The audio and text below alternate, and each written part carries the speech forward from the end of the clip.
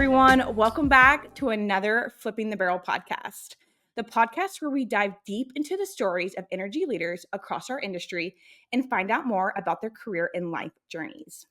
Today, we have the pleasure of interviewing Nick DeIuliis. He is a domestic energy advocate and the CEO of CNX Resources, which I'm sure you've heard of CNX, but if not, CNX Resources is a historic Pittsburgh-based energy producer and one of the nation's largest natural gas and energy technology companies. So getting into a little bit about Nick, he is an engineer, attorney, author of Precipices, which I probably just messed up, The Left's Campaign to Destroy America, and host of the Far Middle Weekly podcast. I have to say, when we found Nick's podcast, we were like, wow, this guy is not just an energy advocate, a CEO, but he is a historian. You knew so much stuff about history, Nick. It completely surprised me, and I thought it was incredible. Nick is a thought-provoking voice in the energy and manufacturing industries. He's a regular media contributor and speaks extensively on the virtues of the carbon economy, most notably on the worker and middle class, and the vital importance of individual rights. Nick, I literally was so amazed by just listening to some of your episodes on your podcast, and really just the depth of what you know and the knowledge of the, not just the history, but how much, like how passionate you are about that. And then to also write a book and be the CEO of CNX. I'm very interested in your time management planning, and just so happy to have you on the podcast today. Well, Jamie and Massiel, thank you for the opportunity. I've had a chance to listen to a lot of the interviews that you guys have produced, and it's an awesome opportunity for me. I'm honored to be here. But yeah, I mean, we live in really interesting times, and we work in a really interesting, intriguing, vitally important industry. So you combine those two things together, it's going to be a target-rich environment, whether it's podcasts, books, running companies, that type of thing. So I think I've been sort of a beneficiary of those things that lead to those opportunities. Thank you so much, Nick. And I can't wait to just find out a little bit more about you, because just through your intro, what anybody can find about you online, I'm interested to know what Nick was like as a child. Did you, tell me a little bit about your upbringing? Did your parents or your environment help you become who you are today? Of course, very, very successful, but extremely driven. Not only are you a CEO, but you do all these other things. Just even getting to CEO is like top 1%, and then you do all this other stuff on top of it. So I'm curious to know, as a child, what were you like? And did you have any ambitions early on to want so much in life and just know you were going to be successful? Well, that's a great couple of questions. I think going back to the first part of that, the sort of big, I don't know, moments or maybe influences growing up as a kid, I think they're sort of universal to a lot of kids growing up across different regions and areas of the country, and frankly, socioeconomic brackets. So one was sort of the family unit. For me, I had the benefit of growing up with all four of my grandparents still alive and well for the bulk of my childhood. And they had a tremendous impact on me. Both parents worked, and grandparents, spent a lot of time sort of developing me and raising me. And these were individuals who came from a generation that went through the Depression, went through World War II. So their mindset was somewhat, in fact, very different than their kids, my parents' mindset, and that generation. And in many ways, I sort of developed a lot of the characteristics of two generations ago, because that's where I spent a lot of my time in my formative years, than say from parents. So it was a contributor, I think, in a big way to how I look at the world, and maybe even how I go about strategically looking at things within the business world. So grandparents played a big role. Something also that was interesting was the timing. I grew up in Western Pennsylvania, in Pittsburgh. And when I was sort of a kid growing into my teen years, the region, unfortunately, was going through a substantial upheaval. So there was economic, carnage everywhere you looked in Western Pennsylvania and in Pittsburgh. And I remember, you'd come home from school, or like you'd come back from a summer to get back into school, and significant swaths of the classroom, they weren't there anymore because their parents had to move out of the region to pursue economic opportunity because of job losses. And my family was no different. My dad lost his job in the steel mills, like thousands of others. So that had, I think, another big impact. Those were the biggies. Other things, school. I've always enjoyed school. I love to read. I like to study. I was sort of academically inclined. I guess it was a way for me to sort of demonstrate achievement, I'll call it, and it's a positive reinforcement loop. If you do well in something, it sort of makes you more confident to pursue the next thing, almost in a series. And I guess the other thing I'd throw in there is, and this is another lost thing, but paperboy. I was a paper delivery kid, and just looking back, boy, what a wonderful sort of opportunity that is, or that was, for thousands and thousands of kids to learn the basics of how to run a business. I mean, you had to deal with logistics, right? You had to deal with weather. You had to deal with customers. You had to deal with sort of accounts receivables and accounts payables when you collected, but we don't have them anymore, right? And I think that was a lost opportunity, because I think it just developed a whole bunch of entrepreneurs and innovators and self-starters at a young age across America. I'd say those were the big ones.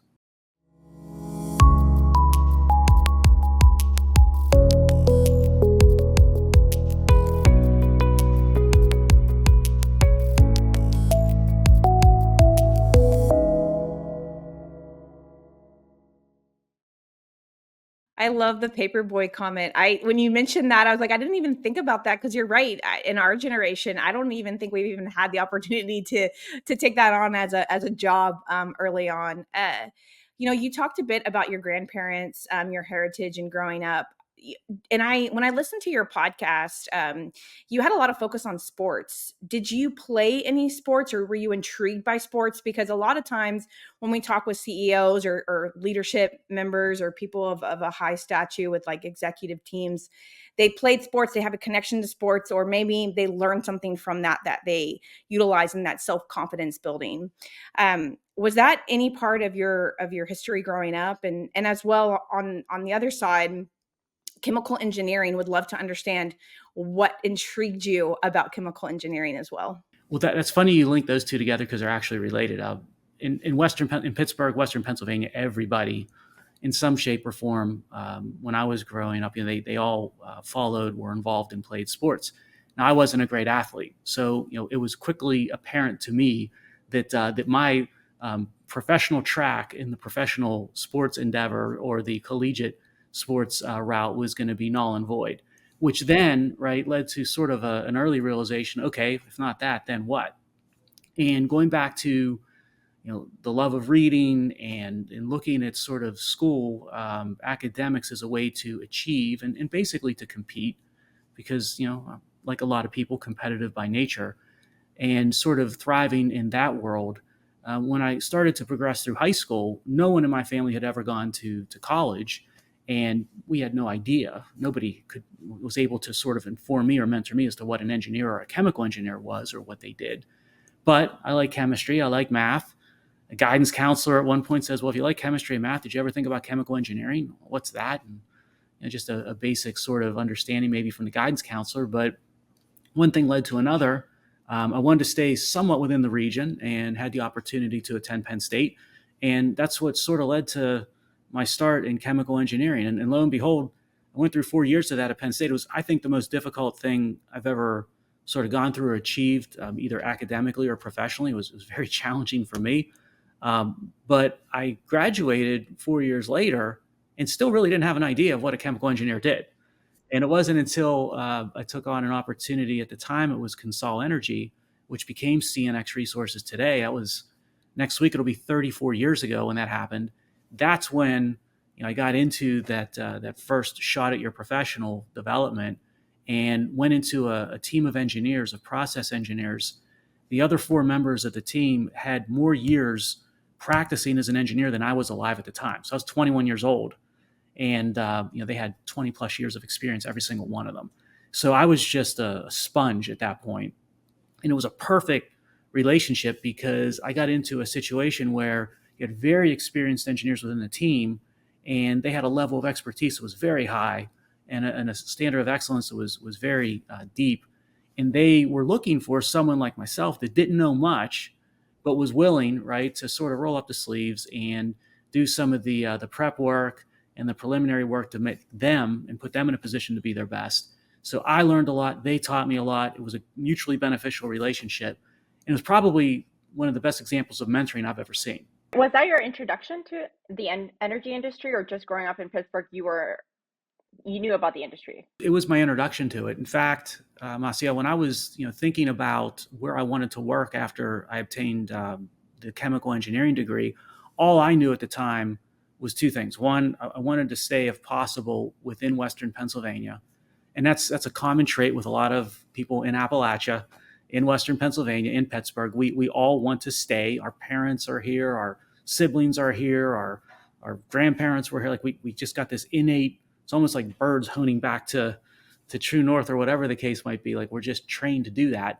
And I also knew enough about chemical engineering to think, well, the chemical industry and a PPG of the world or an Alcoa of the world within Western PA, they would want to hire chemical engineers. As to energy, my understanding of the energy space wasn't even basic. It was non-existent. And lo and behold, you fast forward to 2024, that remains to be the case for just about everybody coming up through the high school and collegiate ranks in the regions across the country today. Wow. No, it's true when you think about it, and just how important the energy industry is, which is something we're all three of us really big proponents for. And to know that the average person just has no clue about it, or if anything, has a negative perception and maybe a lot of unconscious biases that aren't necessarily true about the industry. But that's another point. We wanted to talk to you about just leadership today in 2024. And, if you were to ask me what my ideal CEO is, to be honest, it'd be somebody like yourself, but just because of your authenticity, your rawness, the fact that you have a podcast, that you're so vocal on social media, that you have a social media, you have your own website. Like, it's amazing. And I would say the new generation, this is what we're looking for when it comes to leadership. This is very different than leadership even 8, 10 years ago, where, it just looks so different. My question to you is, how did you go about building who you are today and being authentic and true to the things that you want to do, but also running a publicly traded company who, sometimes they hold the CEO to a certain standard, or even leadership to a certain standard of, you can't have a podcast, you can't be saying what you think about a certain topics on social media, etc. So the question is really, how did you navigate that, and how did you stay true to yourself through all of those challenges, where I would say people do judge you because you're the CEO, and they think you should have a certain image that maybe, now looks really cool and everybody's clapping for you because this is what we want in a CEO. But, 10 years ago, or even, maybe when you first started as CEO, I don't think that was embraced by the public. Yeah, you're right. And it actually links to your comment right before the question, where you said that energy is so vital to society, but so misunderstood. It's so wrongly maligned, right? It really starts with that, because the reason that energy is so vital and it's also misunderstood goes back to all of us, right? Us as an energy industry, as a team that has developed what we developed, in our predecessors right before us, and the next generation coming after the three of us, we have done such a phenomenal job that people just take it for granted. It's magic that when you hit the switch, the lights come on. It's magic that when you want to take a drive from Houston to Dallas, you get in your car and you go. And it's such an epic success that society has taken it for granted. It's almost run to the point where you don't have to worry about it. Well, that's also, unfortunately, created a little bit of a legacy problem with us in this space, in the industry, because when people took it for granted, that allowed sort of a vacuum to be created, where this sort of fiction has been created about the energy industry and domestic energy and natural gas and or oil and other forms of energy. And because we've done such a great job, and because we've sort of been complacent, this fiction, I'll call it, has been constructed. And now policy is starting to follow the fiction. So into your question on leadership, how did I get to where I was? It was an evolution. And that evolution, started out for almost in turn, I would say, not almost, but absolutely 180 degrees. When I first sort of started into the management ranks within my career, my approach was very much like most people, following the successes that got me to where I was, which was going back to, like I said, when I started out as a chemical engineer. I kept my head down. I worked very hard. I listened diligently, and I stuck to the task at hand.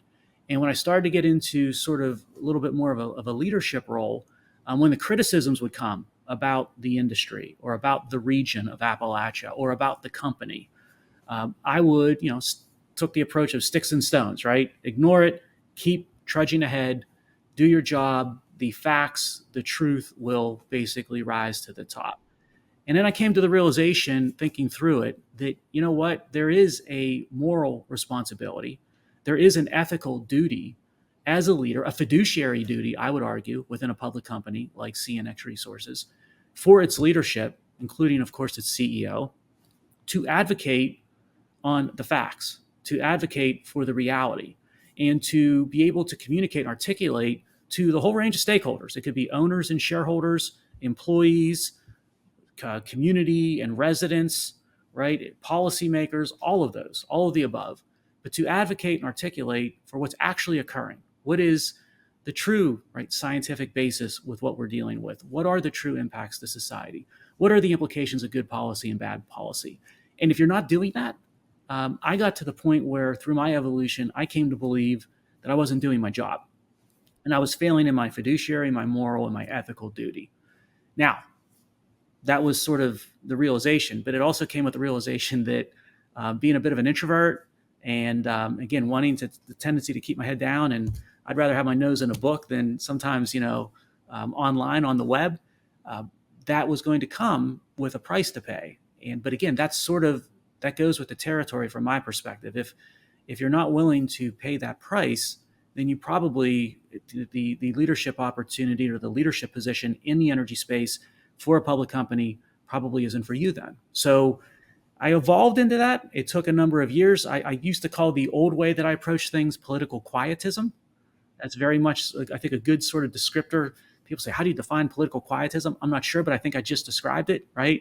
You know it when you see it, into one of much more of being proactive on advocacy. I'm just so glad that you mentioned that, because I feel as a leader in your type of position, all of the oil and gas companies should be advocating, because everything that you have mentioned is so true.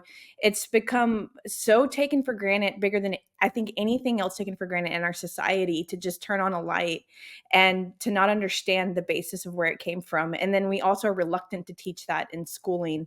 So at some point, somebody has to speak up, and to have, powerful people like yourself in those roles of the CEO of these companies, of these energy companies and service companies, it's really helpful when you are advocating and you are educating. So we commend you for taking that step and stepping out of your comfort zone, because I can only understand, a little bit of what it's like to be an introvert, and having to take that leap is always difficult. So taking us back to CNX, you mentioned earlier, been there for over 30 years, which is a lifetime of a career. And a lot of times now we don't see people staying for that type of period of time. And people often leave. And then sometimes they look back and they think, man, I shouldn't have left. I could have stayed at that company. But in our society today, it's like as if every 2 or 3 years, you need to change your role. Can you tell us about some difficult moments during your career? Because I'm sure during that 30-year time span, there were times where you were like, there's a better opportunity at X, Y, and Z company. Maybe I should leave. What were the things that kept you to stay? And more importantly, how do you think that influenced your progression within CNX to now become CEO? That was always, I'm sure, a big issue for individuals career-wise in the energy space. But today, it's blown up by an order of magnitude, and you can sort of, we got a dog. I've got one of those too. But what kind of dog? He's a half border collie, half poodle, and he thinks he's ferocious, but he's only about 30 pounds. But it's all attitude, right? Yeah, he scared me when he jumped up. Anyway, sorry, Nick, continue. Yeah. So the issue of career path, and one option on the extreme, sticking it out with one company through all of its twists and turns for, again, coming up on 34 years, versus another path of maybe challenging and running down different opportunities with different entities, different companies across a career. Today, I think the reason why it's an even more magnified issue is that just technology is, there used to be somewhat a level of, I'll call it stickiness. When you went to a company, this was, before internet and before any sort of like communication platforms that we've got today. LinkedIn, right? What was that? Didn't even exist conceptually. There was a level of stickiness where even if you were interested in pursuing another opportunity, the next chapter beyond where you currently were at, there was going to be some challenges, some hurdles you had to overcome to get your sort of name out there, your resume out there, and for those other opportunities to find you. Today, right, it's almost instantaneous. There's so many tools and platforms that have been built to accommodate that. So maybe that's one reason. The other reason is we live in a much more mobile society. So that also has been a contributor. The way we've dealt with this, and we are challenged with this and focus on this all the time at CNX. I know all of our peer companies do as well. I think the secret to all this is communication. And what I mean by that is communication beyond, the forms and the check the box processes that a lot of companies go through with human capital and with human resources, and instead just like sitting down and having a conversation. Let's call it with a up and coming talented individual on the team and talking to them about, what are you looking for in your career ladder? Like, where's your head at? Where do you see yourself a year from now, 3 years from now, 5 years from now? From professional development skills to job responsibilities to where you want to live. Sometimes that might be even, life related. Do you see yourself having a family? Do you see yourself moving around? And then where's the company? And superimpose that with, where's the company going strategically, tactically? And where is there overlap? And inevitably, I think with great companies and with talented individuals, there's going to be a lot more overlap than you might think. And then identifying that overlap where that Venn diagram, right, sits on top of each other, and then developing a bona fide tailored plan for that individual and that company, right, to mutually drive towards that overlap in the Venn diagram.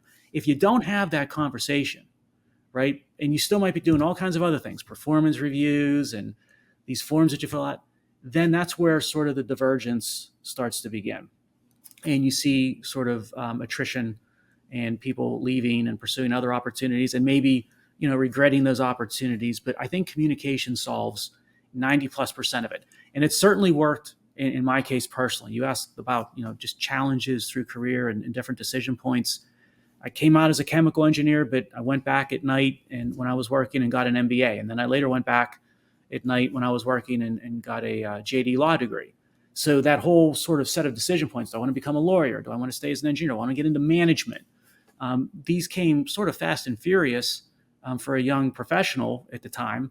But what I had the benefit of was either management or mentors that were in a position and willing to invest the time to have just honest to goodness conversations with me to talk about, well, here's where, we could have a career path or a career ladder if you're interested in staying, and we'd love to have you stay. And I was very interested in staying, and it worked out, right? So in some ways, it's sort of couldn't foresee some of the opportunities that were going to pop up down the road. But in other ways, because we're having those ongoing conversations, we're always ready to adapt and adjust accordingly, both company and individual, where, it's now added up to 34 years. So I try to, going through that, I try to try to find ways to institutionalize that within the DNA of the company and the wider team. It can be a challenge because that really comes down to one-on-one individual interaction, and everybody's different. But if you can capture that, I think you really come out with an optimized set of outcomes where you've got the individuals that want to stay and the company that wants to have them. You basically concentrate there, and you see some self-selection in the opposite direction, where if it's not going to be a good fit down the road, the sooner we get on the same page as to how that evolution is going to proceed, the better off we're all going to be. I love how you mentioned communication is key. And I think a lot of times when people do leave, it's you thought they wanted something and then you actually ask them even, or you find out a lot of stuff on the exit interview and it's like, we had no idea that these were your ambitions or et cetera. So I love that you mentioned communication is key with those specific talents that you do want to keep in the organization. So I actually have a question about talent. 34 years, CNX Resources, you're now the CEO. What have you noticed in those last 30 plus years of just female talent and how now more and more women are going into STEM degrees and wanting, a spot in the leadership team, et cetera. And, the numbers and the percentages are still quite low for women in leadership positions. What have you seen that transition be like in those 30 plus years? And what are you doing today as CEO to make sure that you do have that diversity across your leadership team or the board, et cetera? Yeah, that's been a really interesting sort of development to watch over the decades, and especially not just in the energy industry, but also in a field like chemical engineering. It's really interesting to watch unfold. I think there's good news here, and there's still I don't know if you want to tag it as a challenge or an opportunity. I'll prefer to sort of view it more as an opportunity. But the good news is I think the opportunity set, the wiring, the ability for talented female individuals in energy to progress and to see opportunity and advance in career, I think it is much, much better than it was 10, let alone, right, 20 years ago. There's a lot of reasons for that, from what's going on in academia to what's going on. I think a big part of this is what's going on with STEM. I think for years, STEM was sort of set up in a way going back to like grade school where it almost like screened out a lot of female students just because of a lot of sort of embedded issues. I think that has greatly been improved. Okay. And then from an industry perspective, I think I see a lot of desire, right, to create those opportunities and to find ways to get the best and brightest to rise to the top, regardless of what sex might be. The bad news or challenge and the opportunity, if you want to look at it that way, and I do choose to look at it that way, as I still see a huge barrier, and it's not just for female potential professionals in industry, and whether it's energy or beyond, but basically all candidates when it comes to socioeconomic. I see a big barrier today. When you look at zip code, if you give me the zip code, I can tell you whether or not there's going to be a barrier or not. And I'm basically going to look to something like, adjusted gross income of a household or something like that. So if you look at an area like the Pittsburgh region where I'm sitting right now, if I drive a half hour to the south down the interstate, I will show you the most rural of rural communities you can imagine. And if I drive 20 minutes to the north, I will show you the most urban of urban in the United States. And right here, we're sort of in suburbia. Suburbia, I think this issue is well on its way to being solved at a better level when it comes to female representation in industries like ours. And it starts in K through 12. But urban, rural, underserved communities, we've got massive problems. And it goes way beyond just female representation and opportunities for female candidates in entering the workforce. And that's sort of one of the catalysts that got us into some of our CNX Foundation's efforts in the community, and specifically with the Mentorship Academy. It's targeting those urban and rural communities. And what I found to be like the number one roadblock, the initial thing you run into is just lack of network, lack of mentors, and a lack of understanding what's literally, you think about rural, the activity is right next door to them in some instances, but still no understanding and no knowledge of a network as to how they bust into that type of a sector. Urban, again, maybe a half hour, 40 minutes away, but no knowledge. You might as well be, on Mars as far as they're concerned. So if you can open the awareness to what something like the energy industry, the manufacturing industry, the building trades offer within your own region, you don't have to leave home to work in these endeavors. And you can target underserved rural and urban communities, those young adults that are sort of the juniors entering the senior level in high school.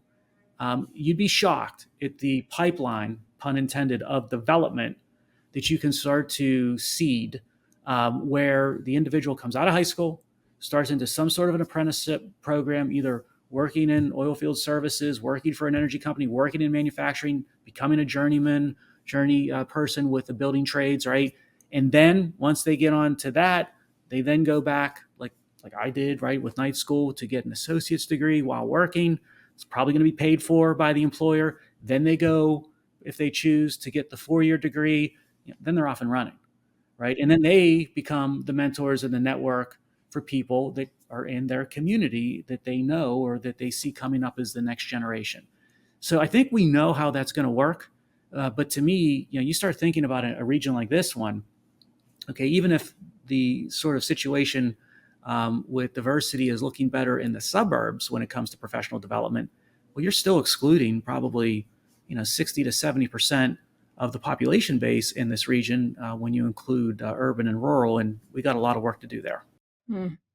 I think it's such a valid point that you brought up. And there's so much, and like you mentioned, there's so much more untapped opportunity for us to be able to expand outward and help those children and those kids understand like what they can get even in oil and gas. And if they don't have any association to it and they're not learning about it and they're having difficulty in school and they don't have the support, then we're already cutting out half of the children that could have a great life and career and really change, have that generational change that's needed. So I think it's incredible what y'all are doing with the CNX Mentorship Academy that you just mentioned, and just really focusing in on even it might just be in your area alone.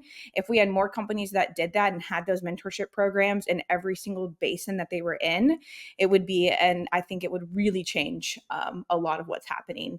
And I actually do know Diamondback is doing something similar in the Midland Basin as well, which is super important for that area. Very rural, very separated, but they do know oil and gas, but it still doesn't matter if they're not being educated on it or educated on the opportunities they can have. So really glad that you brought that up. Talking about mentorship, when we talk a lot about failure, and it seems to scare a lot of people. And the only way that, and Massiel and we always talk about this when we go to events and we're speakers, is the only way to really learn is through failure. It's not through people patting you on your back. It's not through all of that you're doing such a great job. It's really learning and trying things that are new and things that maybe you don't really know how they're going to turn out.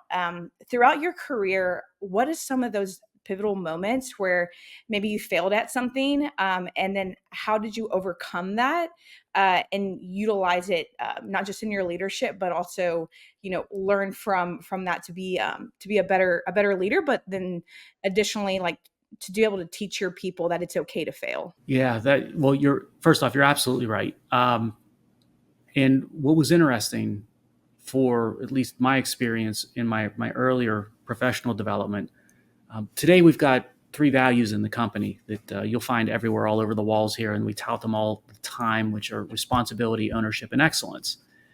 And what they all together, to me, manifest in is a level of rigor, a level of expectation, right?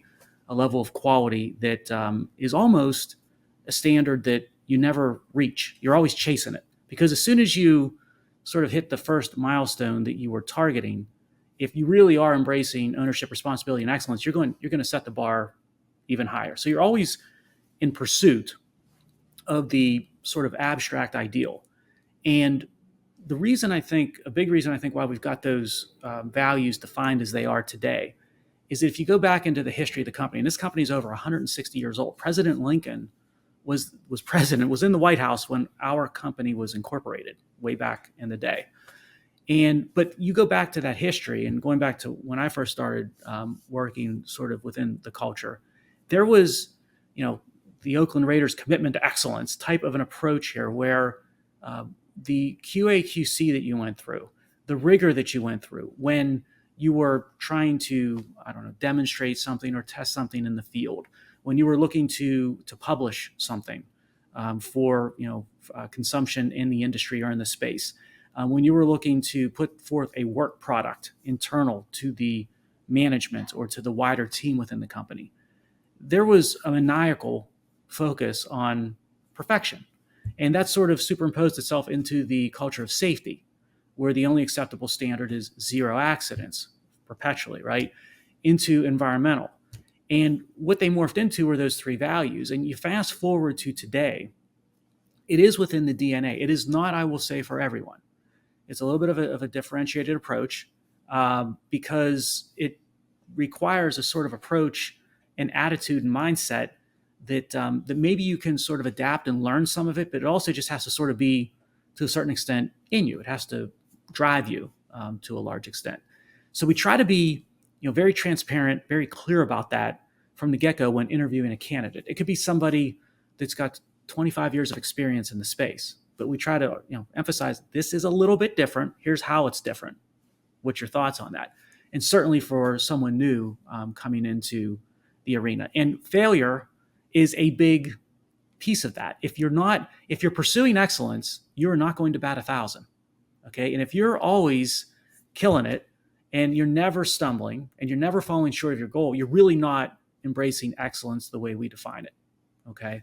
So the trick here, I think, is to sort of lay out your priorities, rank them, go after the most important under the defined metrics, and then sort of set them in a way where we might be lucky enough to hit those. But, if we fall short, that's sort of by design. That goes with the territory. We adjust, we recalibrate, we go after it twice as hard the next day. So I think failure it's also one of those things that's a learned trait. I mean, the first time I stumbled, right? Or the first time it was almost traumatic. But after you've gone through it a few times and you see the benefit of resetting and recalibrating and then getting up and try, and then you see some of the things that you've achieved that you never would have achieved if you didn't have at least the willingness to take on that level of risk where indeed you may fall short or you may fail. So I think that sort of builds on itself. It becomes part of the cultural fabric of the company and the team, but it does require the ability to, I won't say embrace failure, but at least to expect it and be able to manage it both on the personal side as well as like the team sort of collective side. Thank you, Nick. So well said. I love how you break it all down. It's just so easy to digest when you think about it. And I guess to end the podcast, we had two small questions. One that we've been starting to ask almost all the guests at the end is more on, tell us a little bit about maybe some daily routines that you have. Usually, when we're looking at very successful, individuals like yourself, there's certain traits that, you can kind of find in everybody. Is there specific things that you do every day, whether it's a certain time that you wake up at, reading books? Like, give us a few tips on what you think has helped you maintain that kind of success on, self-discipline, etc. And then the little mini last question is, how do you handle just family life, being such a busy CEO? You're doing a podcast, you're doing interviews, you're traveling, I assume, board meetings. It's a lot. How do you handle that time management between your family? Actually, I think those two questions are sort of, one ties into the other because one impacts the other. So I'm up early by nature. I don't need, an alarm clock. I'm up around 5:15, 5:30. And, but my day is spent sort of in professionally, at least in two buckets. One will be sort of, as you would expect, like the in-person interaction with respect to the job. That might be, with the operations team, that might be in a meeting, in a conference room, that might be doing whatever you would traditionally think of in a work environment. And we are basically very much a in-person work team. Okay. We think that it's tough to do what we do for a living and do it well completely remotely. So there's a big piece of that. And there's also a piece of what I'll call like thinking, learning, content creation time. And a lot of that, of course, deals within the energy space and with respect to the company. And that's where, whether I'm doing that sort of here during office hours or at home off hours, right? A big part of 7 days. So you add those two together, 7 days a week. I don't know if it's 365 days a year, but it's probably 363 days a year. I am, investing in that effort because I like the first and I love the second. Like I would do the second for free. It's just who I am, right? I love doing that. And that's sort of how I break down that day. Now, what's interesting is that leads to sort of at least in my case, a leadership style where I hear often, right, there's sort of like the model of micromanaging. There's a leader where they've got their finger on every little detail and every little decision. And there's benefits to that. And there's going to be drawbacks. So the famous example is Elon Musk sleeping on the factory floor, right? When trying to get the production line up and running. There's the other extreme that just gets as much touting as the first one, which is, how would I sum it up? My style is I pick the right leader and just make sure they got whatever tools they need. And I let them go do their thing. And that's sort of like the hands-off, right, approach, which, there's a lot of successful models that sort of embrace that. I'm neither.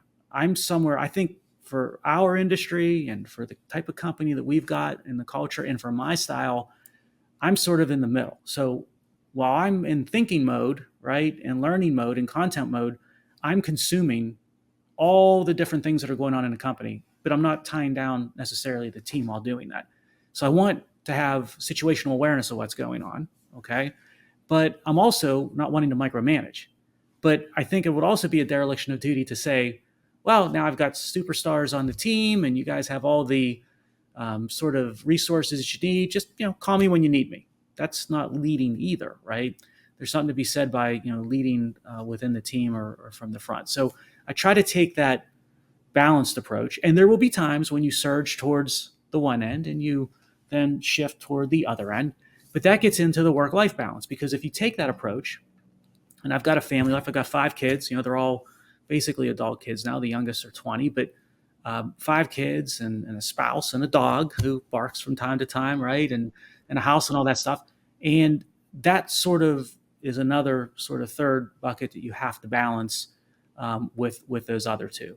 And that can be challenging at times because we really live in interesting and intriguing industry and profession. But that's the most important thing at the end of the day that sort of sums up your life. So I think that balance changes over time. I've seen it with a lot of colleagues, right? How the individual balances that when they're in their 20s is different than how they balance it when they're in their 40s. And it's going to be different again when they balance it toward the end of their career, let's say in their early 60s or whatever the case might be.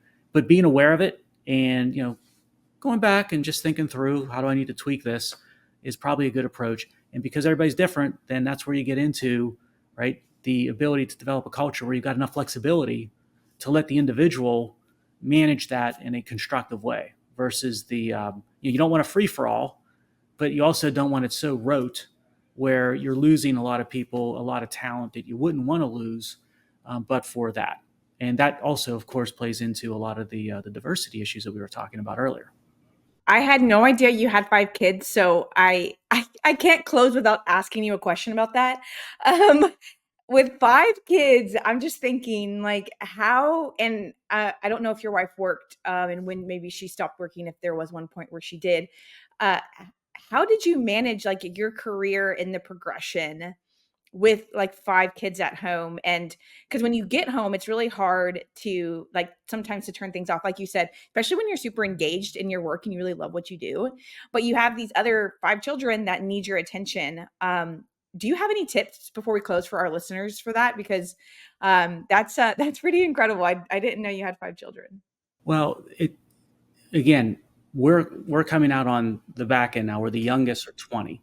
And so now they're, bona fide adults, and it's a different relationship. So the first piece of advice sort of coming through that for those that are either going through it or getting ready to go through it, it changes, what your role is going to be and what that balance is between profession and family is going to be different when your kids are infants and toddlers versus when they start school versus when they're teenagers versus when they're young adults. And you need to evolve and adapt with that and recognize, each situation for what it is. The second thing I'd say is do not miss it. If you miss that, you will absolutely have regrets. And it has no bearing on, whether what the individual kid ends up doing or, it's something that you owe it to yourself to invest the time to be there for. So to the extent that you can, you got to make that happen. And looking back, it's one of those things where it's one of the most challenging things that you'll do, but it's also one of the most rewarding things that you'll do. So I've been lucky, but it does take a team effort. And again, it's something where you've got to find what works for the individual family unit and for the individuals within the family. Thank you so much, Nick. And I just like your whole perspective because you are 100% correct in every part of your life and every part of even your children's lives. It changes the dynamic of really also the time span that you spend with them, because when they get older, they're not going to want you there anyways all the time. And I think a lot of times parents and those that are in their career, they get stuck in one zone where they're like, it's always going to be like this. How am I ever going to manage it? And things change.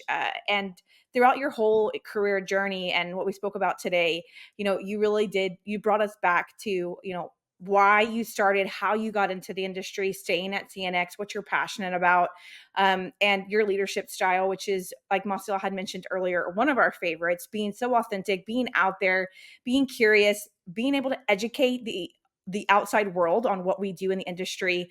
We definitely need more advocates like you, Nick. And I'm just so happy that we were able to share your story on the podcast today. And I do feel like you're definitely a guest that we could talk to for hours.